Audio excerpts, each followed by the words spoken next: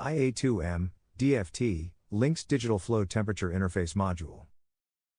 The IA2-M-DFT Lynx Digital Flow Temperature Interface Module provides all the inputs and outputs needed to interface the eDART or CoPilot system to a SmartFlow Tracer VM or Tracer VM with user interface line of flow meters.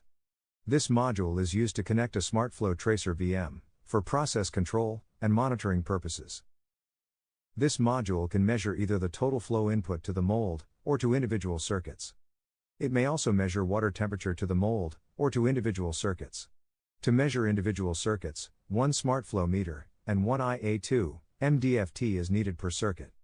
This allows the users to reject parts if the flow or temperature doesn't meet the set requirements to make a good part.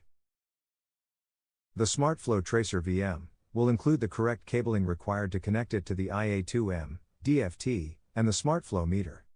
The cable that connects the SmartFlow meter to the IA2-M-DFT can be extended up to 30 feet.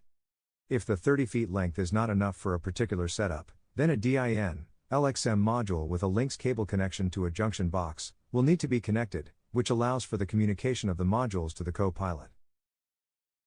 Here is an example of the IA2-M-DFT and SmartFlow Tracer VM modules with cables.